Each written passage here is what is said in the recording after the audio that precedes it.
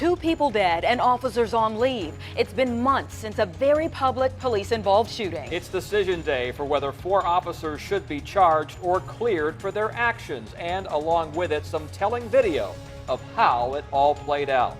Our big story at 6, no charges, at least for the criminal ones, for the officers involved in the shooting last September. A career criminal was killed. So was a woman who likely did nothing wrong. This all happened September 5th at a 7-Eleven on Lynn Haven Parkway.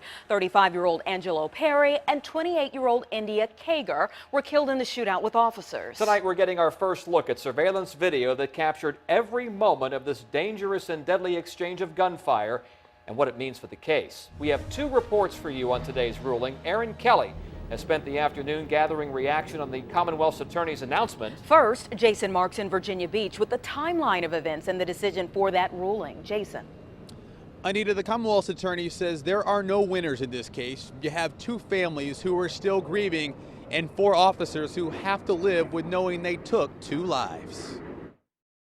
Surveillance video from a 7-Eleven on Lynn Haven Parkway shows a gunfight between police and a very dangerous suspect, Angelo Perry.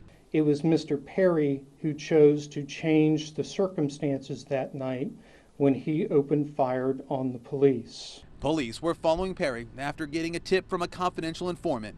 At that point in time, he informed them that a Virginia Beach resident was the subject of a hit, that a hit had been put out on this Virginia Beach resident. Undercover officers tailed Perry on September 5th. His girlfriend, India Kager, was driving the car. They say he was on the way to a potential victim's home.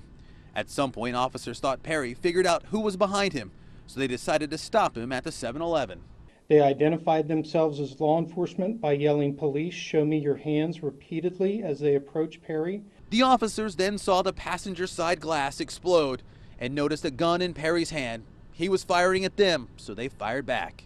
He changed his position so that his feet were against the passenger door, and he had placed his back against India Kager, who was the driver of the vehicle, and against her and against the driver's seat, placing Miss Kager directly in the line of fire of the officers. Perry got off 4 shots.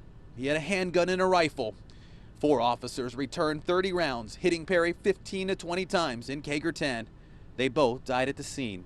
All of the officers were aiming their fire at Mr. Perry. None of the officers targeted Miss Kager.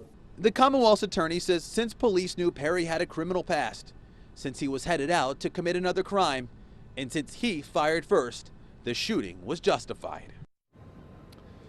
And police say they suspected there was a 3rd person in the car but had no indication that it was an infant. That child was not hurt. As for those officers, they obviously have to deal with this for the rest of their lives. Their names were released earlier today. That's the latest here in Virginia Beach. Jason Marks, 10 on your side.